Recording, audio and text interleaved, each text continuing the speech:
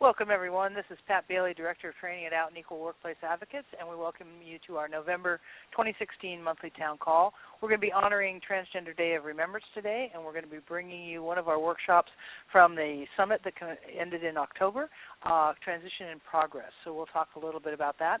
This is a broadcast call, so you should be hearing us over the computer audio. So use your headsets or your computers or turn the volume up. If you are having trouble hearing the call at this point, chat me a message and I'll be able to send you, after this introduction, call-in number.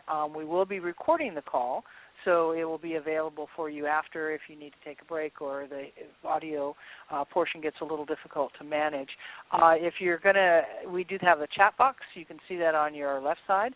So go ahead and chat in questions, and there'll be polls coming up. When you see a poll come up, just answer it, and it'll show the results on that. And we will be talking to you soon here, and thank you for joining us today.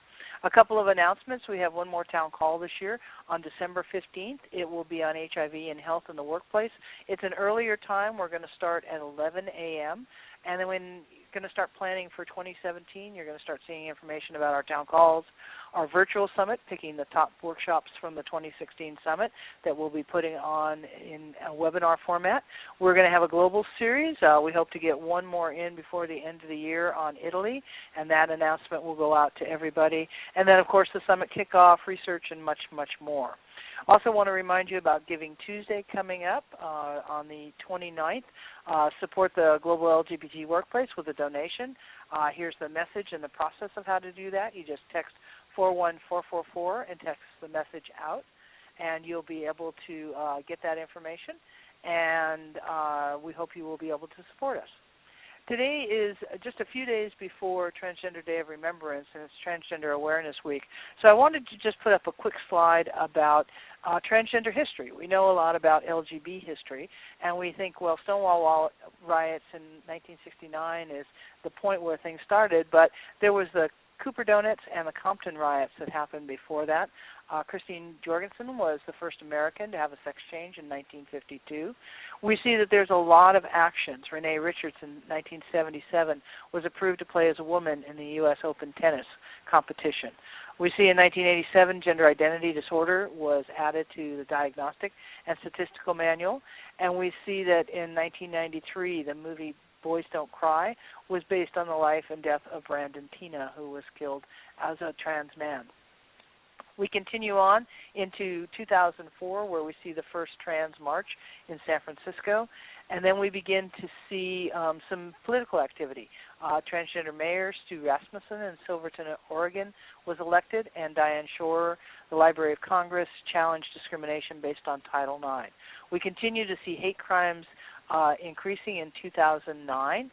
And from 1999, even though the Transgender Day of Remembrance had started for Rita Hester, it still happened, and we continue to see that. But we also saw people coming out, Chaz Bono coming out, and presidential appointees Amanda Simpson and Dylan Orr appointed. We see things happening around college and sports as well, and we see OPM begins to provide some guidance on how to address transgender workers in the government employ, and we continue to see those changes.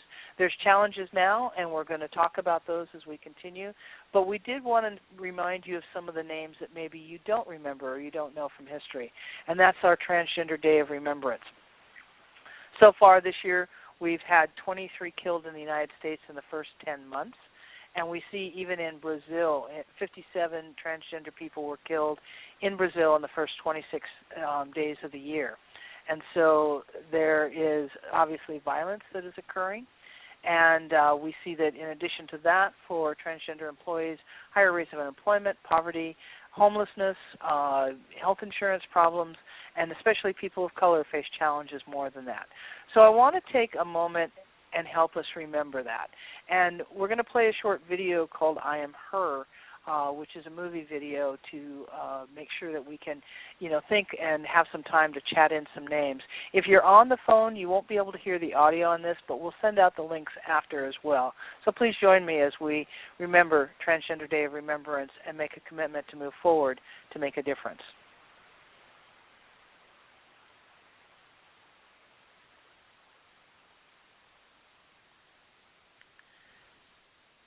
And if one of the presenters could please hit the play button. If you had to wear my shoes, you'd probably take them off too.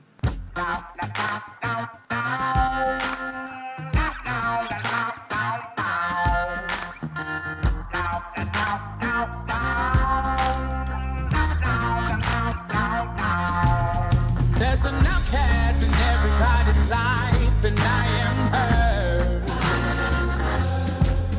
There's a shadow in everybody's front door, and I am her. There's a dark cloud in everybody's sunlight, and I am her. Oh, no, I am her. All that glitters isn't gold, at least that's what I've been told. I got so many issues and problems that I go through. Sometimes I can't sleep at night. If I hide my face, heaven forbid, it wouldn't be the worst thing that I ever did. It's a hell of a world that we're living in. James 2:10, a sin is a sin. Don't look at me immediately and whisper behind my back, thinking I'm naive. It's my southern hospitality. Tolerates more abuse than even I can believe. There's an outcast in everybody's life, and I am her. There's a dark cloud in everybody's sunlight, and I am her. There's a shadow in everybody's front door, and I am her. Oh, you know I am her. Your ignorance leaves a hell of a stench. The aroma lingers on generations I've known. And it ironic, the smarter we get, the less we understand about the simplest shit. I am shamed, she is me. We get down with our bad selves figuratively. Don't care too much what other people say. I get along swell by my goddamn self. Never ask for no one's philosophy. It's obvious I'm proud of me. Yeah, yeah, yeah, yeah. There's an outcast in everybody's life, and I am her. There's a dark cloud in everybody's sunlight, and I am her. There's a shadow in everybody's front door, and I am her. Oh, you know I am her.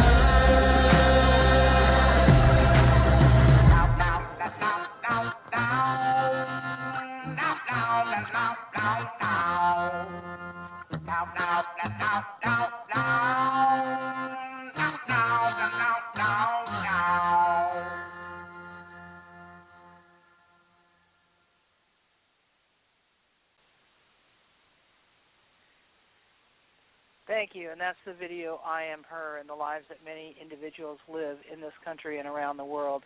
So please take this time to remember, be involved in your communities, and support those transgender individuals in your life. We're going to talk about transition in progress today, and again, this was a summit workshop that we've brought back and want to share with you, but I want to ask a couple questions of you in terms of polls first as we begin. And the first one is your company, and talk about if it's state-operated enterprise, if it's a multinational corporation, if it's domestically owned, I don't know, or you can go ahead and chat those in. We see we've got about 193 people on the call, so we've got about probably 60% of the polls in. And we'll give everybody a few more. We see most everyone on the call so far looks like they're in a multinational corporation. And we'll give everybody just a few more. We've got almost 80% in.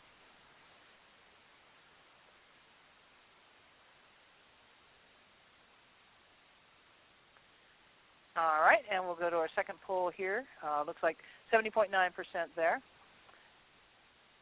And secondly, what's your role within your company? Executive, HR, D&I? And while folks are answering that, we've got a few folks that are having some technical issues getting in. Let me go ahead and help them as well. And it looks like we've got almost half everybody in. Looks like we've got 51% or so LGBT employees.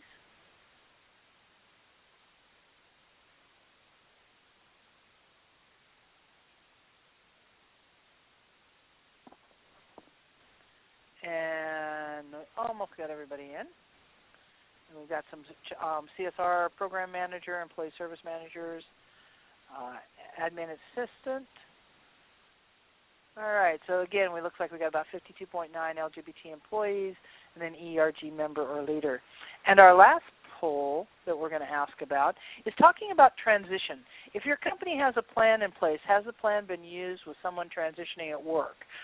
So again, there's an option there if you don't have a plan to be able to answer that. But talking about transition planning and your experience within your company that you know of.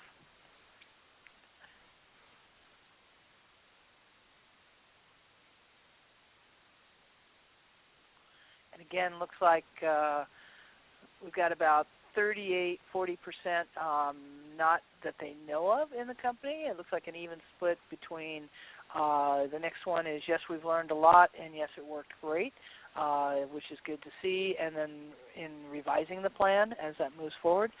So again, we've got about 2/3 of everybody answering so far.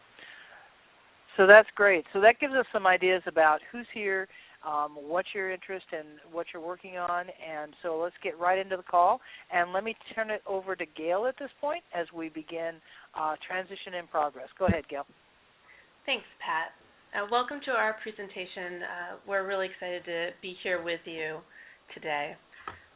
Our presenters today are 3 folks from EY and one very important person from Microsoft. We're really pleased to talk with you. I'm Gail Babes. I work in healthcare in Seattle, and I identify as queer, and I'm part of a family that is trans, so certainly we'll be speaking to this from my perspective and angles. Passing to you, Jeff. Hi, I am Jeff Shade. I work in audit services for EY in Grand Rapids, Michigan. I am a gay man and have been working on trans issues within EY for the past year or so. Over to you, Riley. Hi, I'm Riley Cable. I work in tech services at EY. I live in Denver, Colorado, and I am a female-to-male trans person. And Clark? Hi, my name is Clark Lee, and I work at Microsoft. I live in the Seattle area, so work in Redmond, and I identify as a female-to-male trans man. Thanks for coming, everyone. So I wanted to talk about Gleam. I'm actually a current member of Gleam. I've been with Gleam since 2008. Gleam is Microsoft's ERG, Employee Resource Group, and I was the co-chair, one of the worldwide co-chairs back in 2014 to 2015. So I just wanted to highlight some of the things. Gleam has members in the U.S., Canada, Australia, Belgium, Brazil, Denmark, Israel, Japan, Finland, the UK, and Ireland, and that's just to name a few. We are the second oldest employee resource group after BAM, which is Blacks at Microsoft, and I am also a member of that ERG as well. Before I started at Microsoft, I found out that Microsoft had offered hormone therapy and mental health services.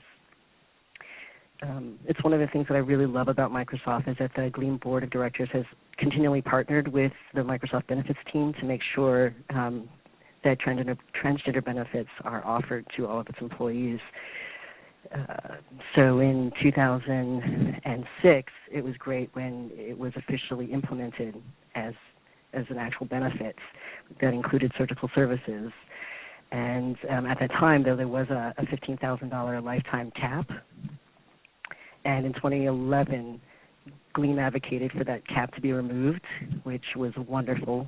And then when I was was worldwide co-chair in 2015, we worked to get out-of-network transgender benefits paid at the same percentage as in-network, because we were coming across individuals at Microsoft who were reaching out saying, hey, there's not medical providers that are offering the services that I need that are in network, so something needs to change. And so it was wonderful to be a part of that process to advocate to get that removed.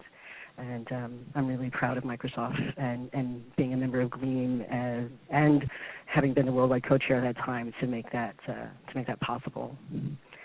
So that's a little bit about Gleam, and I'll forward it over to, I think, is it Gail? Are you doing EY? Sure I am.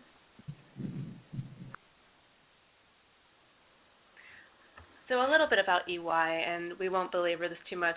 We are a global professional services firm, considered one of the big four. We have 230,000 people in 728 offices in 150 countries. So certainly as we begin to think about, being trans and how that, correlates to across the world and the policies that we put in, we have a lot of thought process that we have to put in there, recognizing that there's variation. And how do we talk about all that variation, which we'll get into in a little bit. We recently changed our internal motto, which has made a huge difference in, I think, morale in general at the firm, but also specifically around topics of social justice. And it is building a better working world for people, our clients, and our communities. And with that being our motto, it's really emboldened us to pursue some of these topics, along with other topics within the firm that make a difference to everyone. Unity is our LGBTA, A being for allies, global network. We have over 4,200 members and 50 chapters globally. If you were part of EY before, you may have heard it be called Beyond. We changed our name, and that was really to say collectively we want to work at this together on that global front. Going over today's agenda, there's really key points that we want to talk about, and that's the importance of trans visibility, transition success stories, how employers can be supportive, how to be an ally, and really recognizing, in the case of EY, we're going to share with you what's called transgender diversity, and then collaborating on leading practices that we can all share together. So if you joined the call earlier, you may have heard Janet Mock say that visible difference make a difference. And for us, visibility and the lack thereof is paramount to any social justice and equality effort. And so for our community, the erasure or marginalization of trans stories, challenges, and accomplishments from any sort of conversation underscores to us the importance of visibility. And this erasure or marginalization certainly has changed throughout the years, but our stories still need to be told. I think back to, when I asked the general population, like, what does trans look like, or what is the first thing you think of when talking about a trans person, I don't think that we're at a place yet where that answer is neutral. I mean, we didn't have the beginning of this episode dedicated to Transgender Day of Remembrance if we were still at a place of this being a normal dialogue. And so for this alone, is why, especially within the workplace, the importance of trans visibility. In our place, we really think that that visibility bears similar weight, but it's changed over time. The LGBT community is a living community the language is always evolving and changing. We've certainly always had sub-communities within our population, but I think so much about how the word trans has changed just in a few years. At EY, the inclusion of trans topics has certainly taken its own evolution. When EY was formed, our ERG, it did start with adding the T in 2003, but I think that was a nice gesture, but there wasn't really much work around that effort. 2 years later, EY became one of the first big four to ban discrimination based on gender identity and expression, which started us having a more open dialogue about what does T or trans mean. In 2006, we developed a workplace gender transition guideline that went actually publicly on the HRC website. So interestingly, it was the firm's first way of advocacy because it publicly was putting out there that we even had a transition guideline. And in 2007, we made trans inclusive health benefits. In 2008, we performed our first self-ID effort where 5 people self-identified. But so much has changed in just, from 2006 especially, in that 10 years since we created the trans guidelines. First and foremost, really there wasn't a lot of visibility except for this publication of trans guidelines, which frankly were easier to be found on the internet than internally. And secondly, our focus on what gender identity expression has changed a lot. Now within our firm, we're openly talking about the facets of gender awareness and the fact that the language around how we self-identify is changing. In the past year, we did another self-ID effort, and over 50 people in EY Americas self-identified as trans. And from here, our company has a younger population within it for sure. And with that, there's been a lot of conversation around how, as we have younger folks coming into the firm, that the way in which they view their own gender identity is not necessarily the same as some other generations. We've had a lot of conversations on the fact that, gender identity and gender expression are all components of the ways in which we put gender out there. And we've had active dialogue on what are the facets of gender awareness from, who we're sexually attracted to our biological sex, to the core gender identity that we hold within that no one else may necessarily see, to the social gender identity that we put out there that sometimes we have to flex depending on where we are, be it for safety reasons or because of other chosen reasons. Whatever the gender norms and stereotypes are of that location, and this is something where we're thinking about it a lot as we think, whatever we see as gender norms and stereotypes, that varies across countries, it varies across regions. What's that social circumstance in which you're in that might influence your gender expression to be one way versus another? And if there are any motivations or rewards or penalties for expressing your gender, even if it's truly still your gender identity.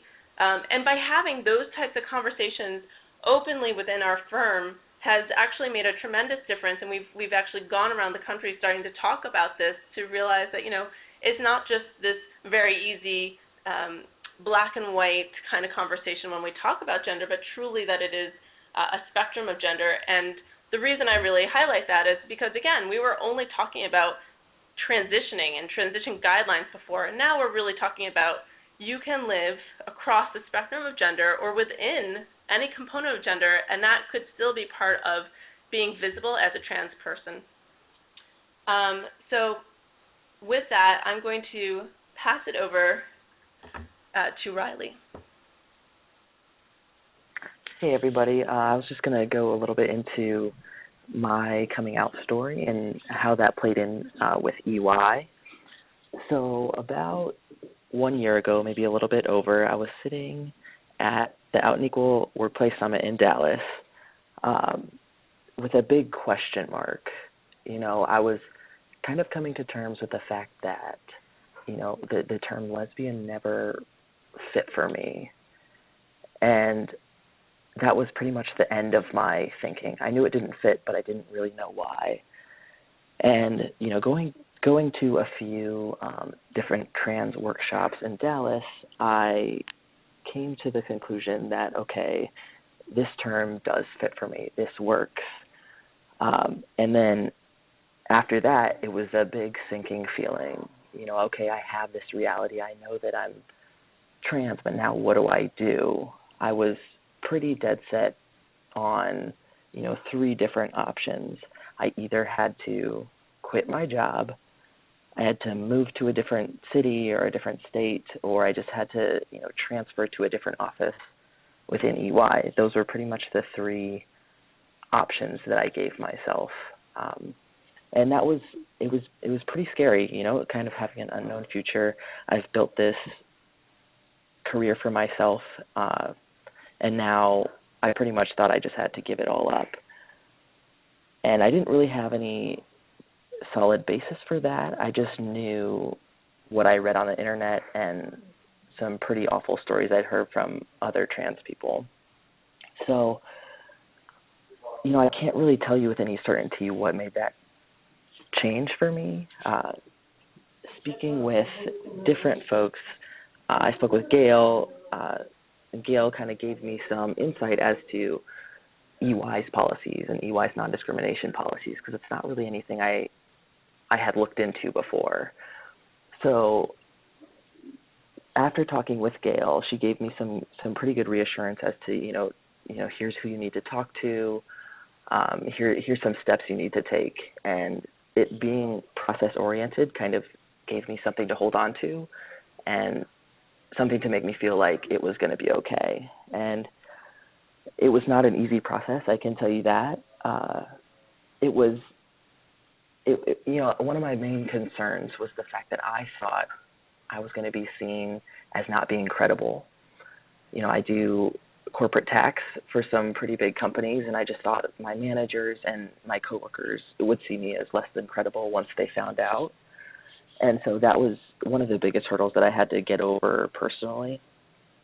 And through talking with, coming out to family, coming out to friends, they all kind of gave me the confidence that I was lacking. And over a process of probably 3 or 4 months, my thought process changed from having to quit or move to, nope, I'm going to be here, I'm going to be visible. And I think one of the biggest drivers was people told me that if I did this publicly that, I could be helping people. And that really helped me come out and gave me the confidence to not shy away from it. So going through the process, there was a lot of legal things I had to go through that I didn't really foresee happening, from going down to getting a legal name change, which is different in every state. And in Colorado, where I got mine done, I think it's particularly challenging. It required an FBI background check, a Colorado background check, a couple of court dates, printing my name in the newspaper 3 times, which seems so archaic, and then finally a sign-off from the judge just to get my name legally changed and therefore get my email and everything at work changed. So this is all behind-the-scenes things that happened before I told anyone of my coworkers at work. So there was a lot that I had to do behind the scenes, but I had all the support I needed from the HR team at EY. They knew who to bring in at the right time. And so it kind of came down to me, how I wanted to come out to my coworkers. And I had heard a lot of different ways that, what I read on the internet of how people had come out, and I knew what felt right for me was to come out in an email. So I wrote an email, and I had the 2 managing partners of the Denver office write a forward on that email, just saying, that it takes a lot of courage to come out, and so please be receptive to this email. And I finalized the email by saying we're also going to have an informational workshop. We planned that for a week later, and Gail came in and gave an educational workshop about a week after my email. And I can't even explain what an overwhelmingly positive response I had gotten from my email. People I didn't even know were emailing saying how proud they were to work for EY, and as well as how proud they were of me to have the courage to come out. And honestly, it's just been one of the best decisions I'd made, and I'm so glad that I stayed in Denver, and hopefully am able to give somebody else the confidence to do the same in their workplace, because I know a year ago in Dallas I was dead set on not being able to stay in Denver and stay with EY. So with that, I guess I could pass it to Clark. All right, thanks, Riley. Actually, I just want to start off by thanking, Riley, Jeff, Gail, and Chris Chesbo for letting me be a part of this presentation and sharing my story, because it is definitely a little different. The slide is called Transition Success, and I have to say transition success to me means having resources and supports available to you. I mean, that's success, and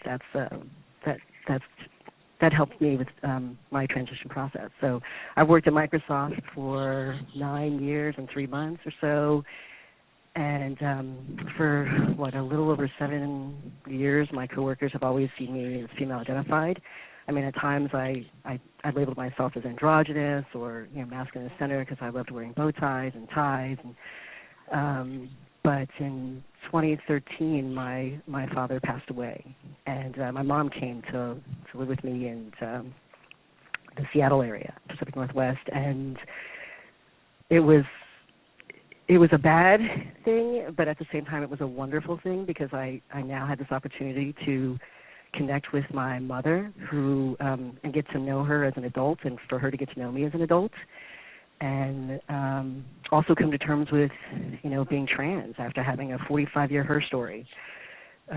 So in December of 2014, I finally made a decision that I was going to acknowledge that I was transgender, and that I was really supposed to be a boy. So I watched Chaz Bona's documentary with my mom, and after the end of the documentary, I was like, "Mom, that's me," and my mom's like, "Oh, okay." Just so you know, my mom, I was born in Vietnam. I'm a war baby. My dad was African American and drafted in the 11th grade. He was the oldest boy of 15 kids, so 11 boys and 4 girls in my dad's family.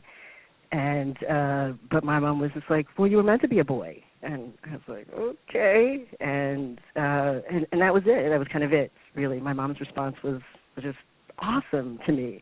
And I was like, but at the same time, I was like, does she understand what I just said? And so, I broached again, and then my mom was just like, "Well, yeah, you're supposed to be a boy." And my mom has this thing of like, I had a girl first, and then it's a boy, then a girl, and I was just like, okay, maybe that's a cultural thing. And then my mom was just like, "Well, you've always been a boy. I mean, everything you've done has been boy."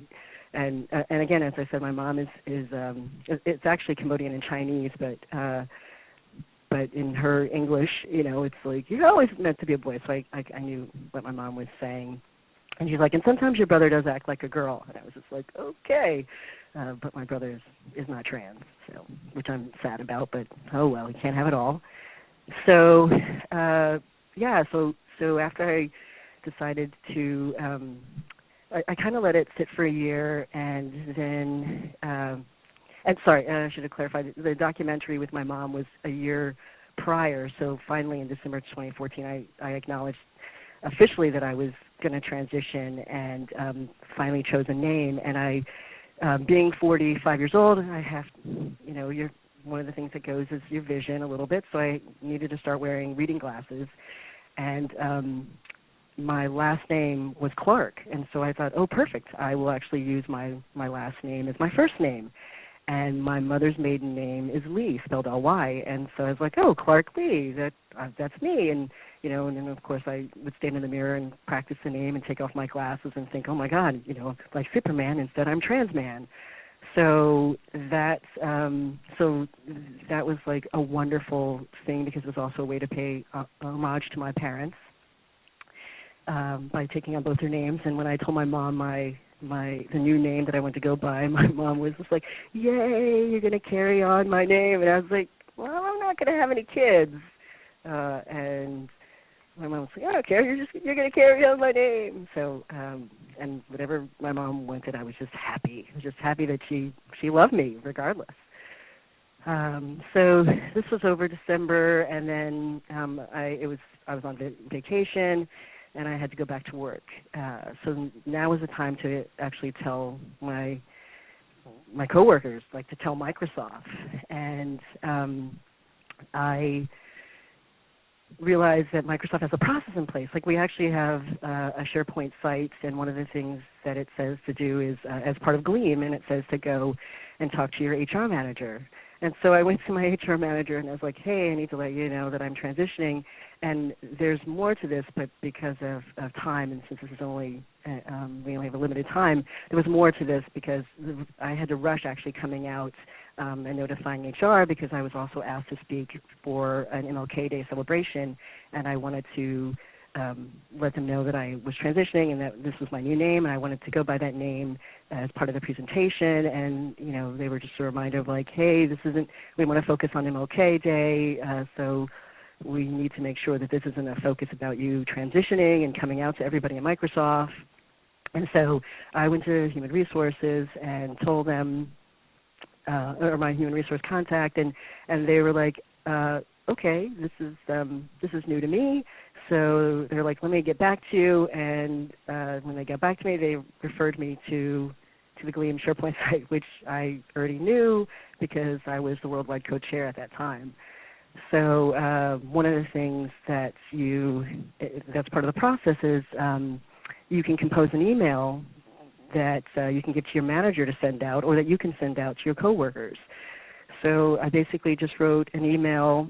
I used the template that I had available on our SharePoint site, and then wrote an email, edited it, and wrote the email. I just said kind of like, hey, you've kind of been watching me transition if you've been working with me over the past, 7 years or so, but now I'm officially doing it, and my name is a little different, and the pronouns are different, but other than that, I'm still doing the same, I'll still have the same roles and responsibilities that I had before. And my manager was like, okay, and we'll make sure that you have a support system in place in case something happens that's unexpected. And so the email sent out, and I was pleasantly surprised. Let me just say, I work in Xbox, so it's predominantly straight white cis males, and I had people coming into my office congratulating me. I had some coworkers that cried. They were so happy for me, and I definitely was taken aback by that because I just wasn't expecting it. That was probably the highlight. It was just people saying, hey, Clark, and glad to meet you again. And one of the things that I chose to do, because when you transition, it's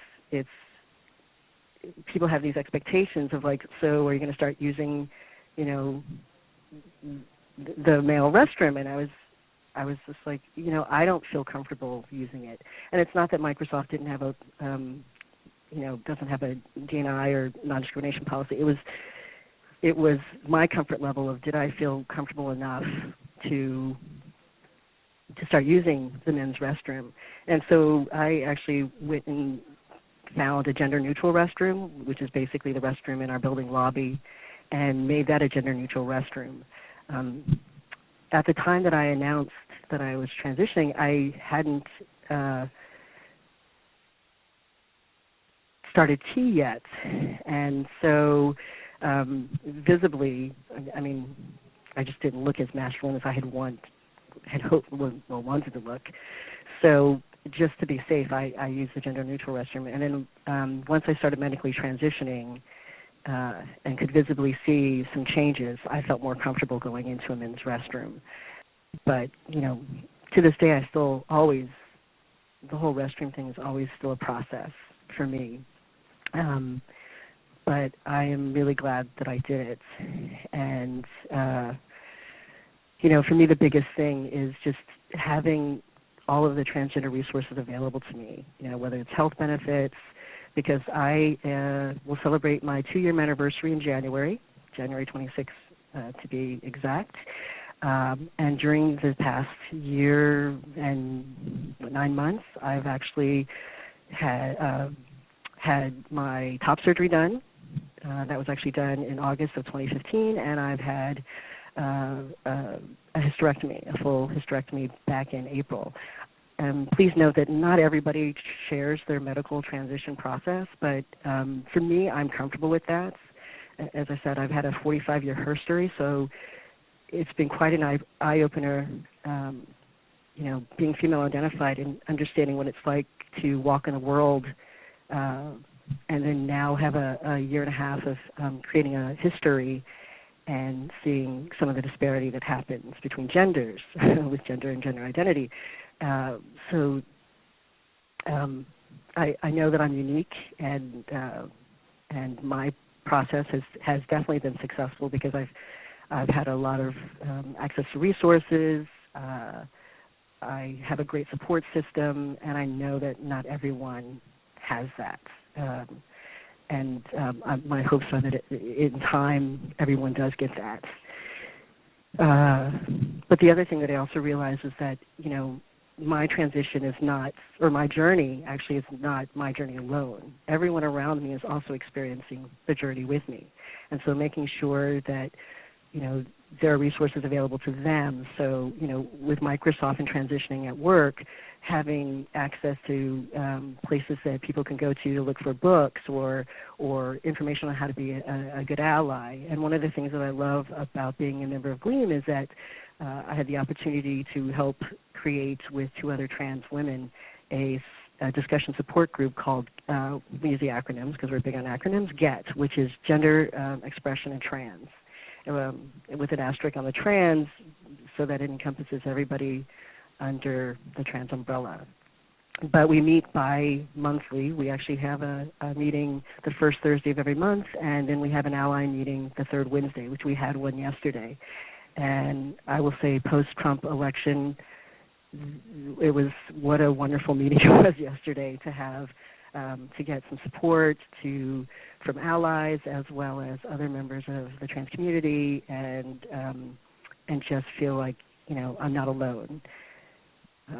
So one of the things that I will say that I appreciate the most is, and especially about being at Microsoft, and what I encourage anyone who works in a corporation or just anywhere, the importance of allowing everyone to bring their authentic self to the place that they spend so much time is really, it's a value add that I just cannot tell you, because it really does.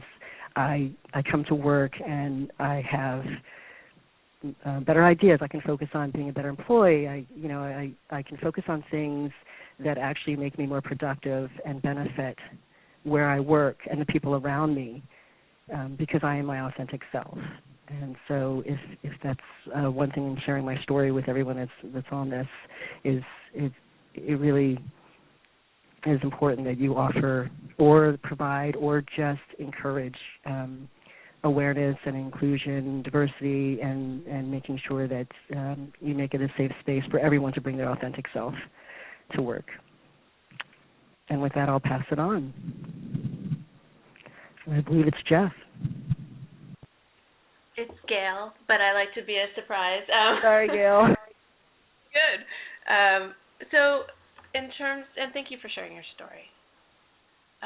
In terms of how employers can be supportive, what you're hearing from all of us is we are actually all not in HR, and I think that's actually where a lot of the power comes from. I know folks have been asking, how do we create ERGs that maybe can get to a place of maturity where these two ERGs are at? And that's a great question, and I actually believe that Out and Equal has had a couple of presentations on that we can connect you with. We need our people to speak up, and that's how employers start to become aware that they need to be supportive. EY, and Clark, actually, thank you for naming kind of the elephant in the room. I think right now at this moment in time with the administration change, a lot of folks in our community are feeling concerned about the future and how that will impact not only, the nation at large, but how does that impact our companies? How does that impact companies that are certainly like across multiple states and then even multinational? Certainly, if you had the opportunity to see this, I saw that Out and Equal posted a link to Lambda Legal's post-election FAQs, which I think are not only really helpful in general, but can be integrated into how we can help our employers be as supportive as they should hopefully be. Within our companies, both Microsoft and EY, we've really focused on trying to implement policies and benefits that span across the workplace, recognizing that, on the map that you see on the screen, we still have a deficit in protections around sexuality and gender identity, and this makes it increasingly challenging in which companies may operate in these states, and it may be quote-unquote safe to work within your company, and then it's not safe to leave the company. And what does that safety really look like? And engaging your firm or your company in those conversations has oftentimes been enlightening to leaders, in which they're not thinking about the fact that, yeah, it might be safe here, but we work at client sites, or we're just going about our business and daily life, and we're worried. And so, first and foremost, certainly within the company, making sure that there are anti-discrimination, harassment language and policies in place. One of the things that I'm most proud of that Ernst & Young did at the firm was around the dress code. Dress codes are incredibly gendered. Something even to the effect of men should wear shirts. Well, I think all people should wear shirts. Probably that's a good idea. So really thinking through, why are they saying this, and does it need to be gendered? And what Ernst & Young did was basically say, it has to be business professional, and we rely on you to be professional to make that decision. To the ways in which we have philanthropic giving within the company. Also really taking a hard line look at what the health and welfare plans are within the company. Sometimes what we've noticed is that employers are well-intentioned and they think that they're providing something that's inclusive, but indeed if you start to drill in, the insurer that they're using may not actually have all the ducks in a row in terms of processing claims. And certainly there's a lot more power in large companies that are self-funded versus insurers, but you're seeing a massive movement going through as numerous of the large health insurers are changing their policies around gender edits to allow for these health benefits. Also talking about leave management and knowing that, during a transition process, you may need time to be off, and that needs to be included as part of leave. Thinking about facilities, if you're building a new space, certainly having the opportunity to think about, where's a facility where everyone can feel safe to use those facilities. We've struggled with using old buildings in which the layout is already done, and so working with administration to talk about that, both again at our locations, but then having that conversation about where is it safe to do so at the client site, even if it's a single stall bathroom or the like. Similarly, like putting out information about what happens from a name change across all the systems within a company, as well as public advocacy. I think one of the things that we feel really proud about is where Ernst & Young has advocated for international laws around gender identity protections, and how it's really it behooves our company in terms of finding top talent and sticking to what we believe is our motto and making a difference. The other thing is making information readily available, and that's something that I'm going to pass to Jeff really quickly, and that is around the fact that even though we had really good intentions, none of this information was really easily available. I think Riley can contest that. It was through the network of folks in the know who were making it happen, and that shouldn't be the case. It should be really, really easy, not only for folks who may be identify as trans, but if you're part of a family like I am, in which either your partner is trans or you have a child that's trans, to your coworkers, to having direct conversations with HR. And certainly one of the things we've really advocated within our ERG is the use of outside resources. Numerous times we've really had to reinforce that the employer should not be making decisions about things that they are not experts in.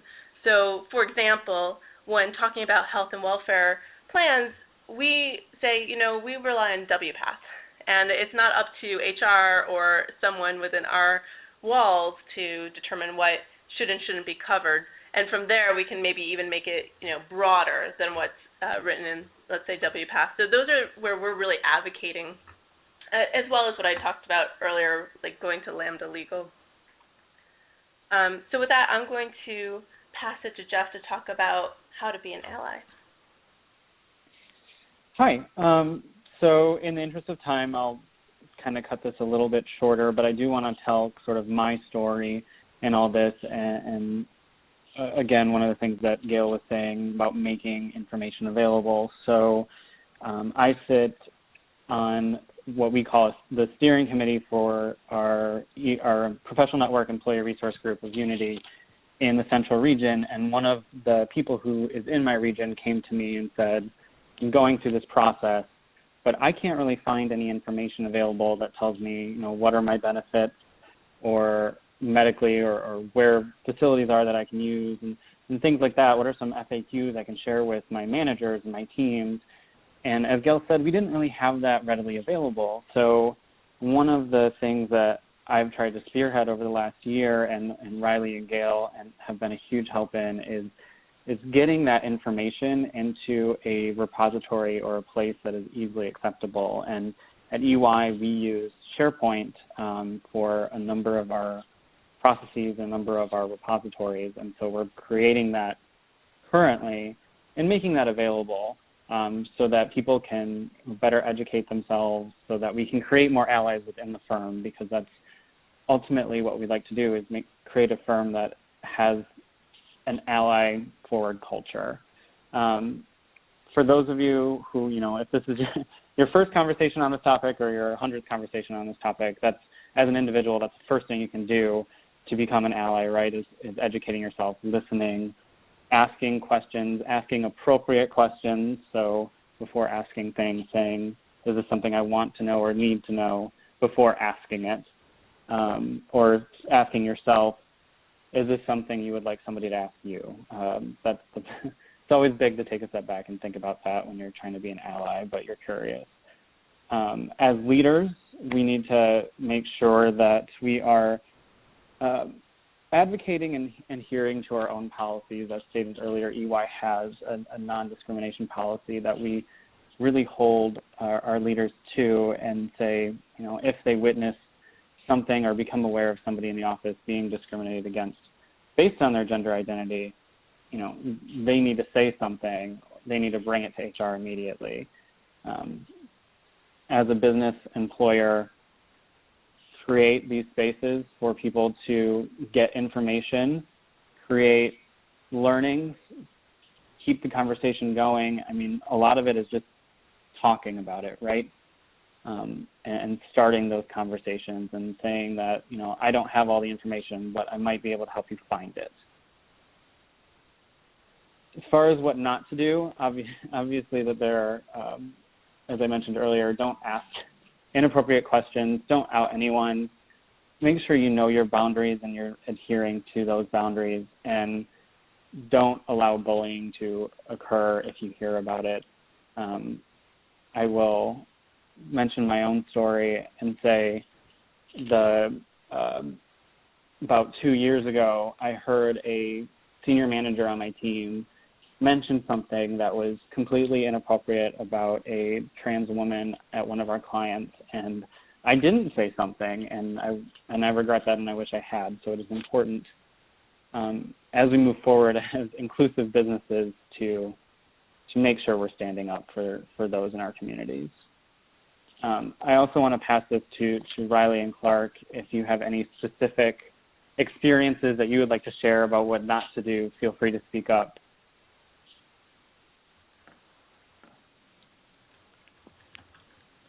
This is Riley. I think I would just kind of like to echo Jeff a little bit and say that I think as long as you're coming from the right place, you know, people know that. People can tell that if you're just, you know, if you have a question and you're not trying to offend anyone, either talk to someone close to you that you can trust, or, you know, I kind of joke when I say this, but at least look, maybe search the question on the internet first if you think that it may be an offensive question, if you don't have someone that you can go to and trust that they know that you're not trying to be offensive.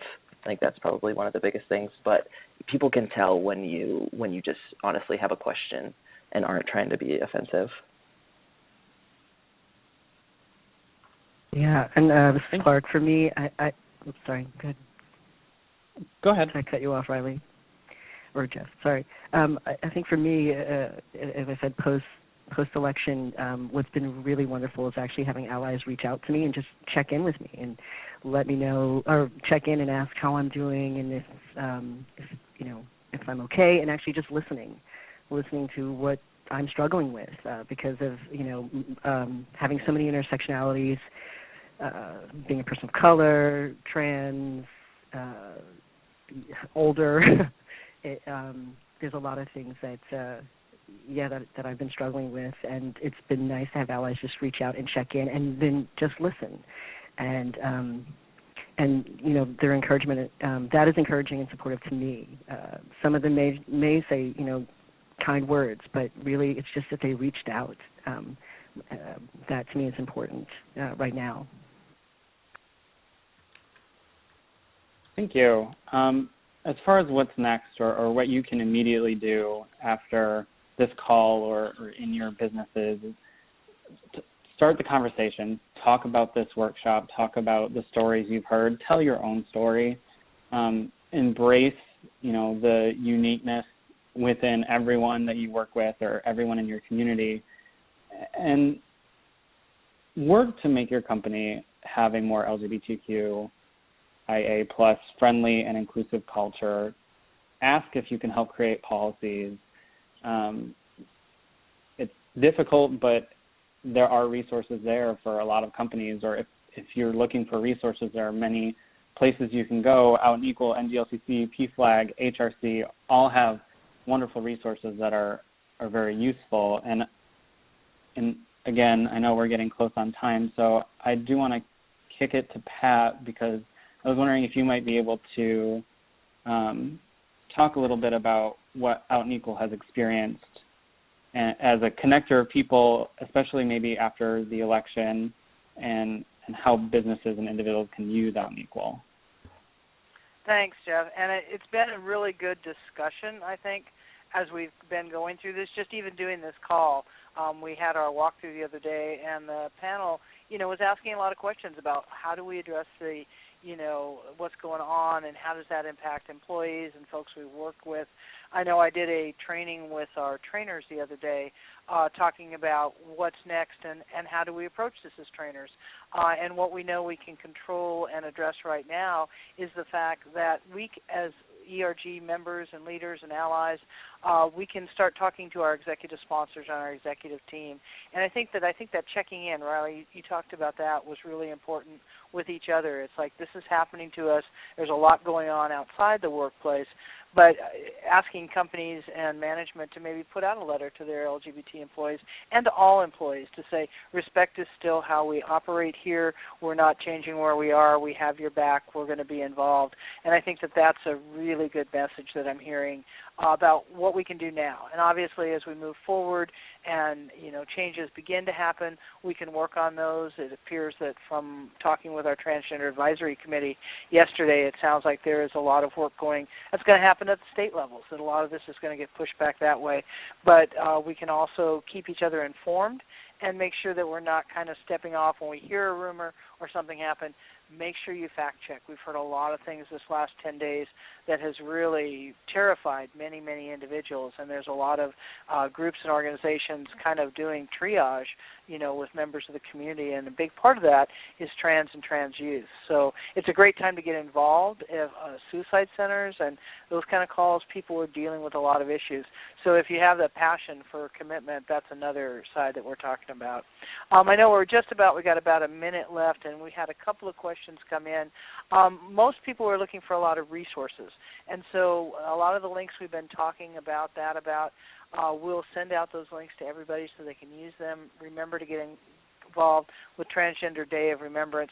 And so what I want to do, any questions that we have left that we didn't get answered, I do want to take some time, and we'll put out a blog or some responses to that. But I do want to give each of our panelists thank you for your stories and your life, but also to make a quick closing comment.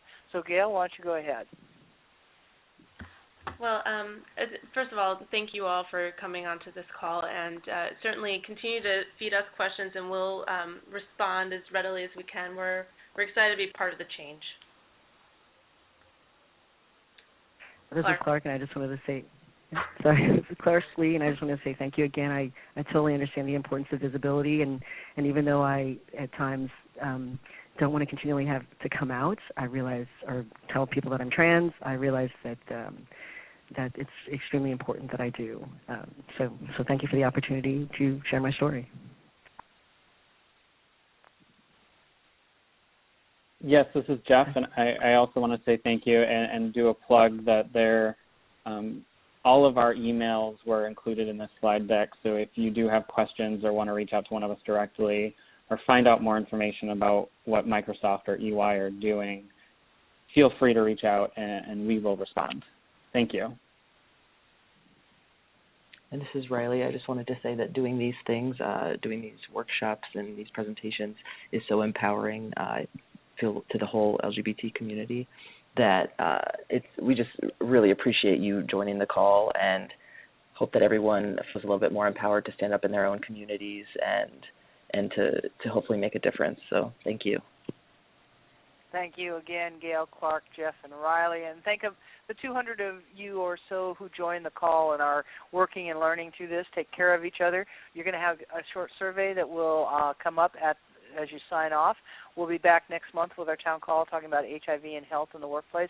And if you have any questions or need any more information, please reach out to us and we'll send out the links and the information and how to connect after this call. So if you want to share it with others in your workplace, please do. Take care, and we'll talk to you next month.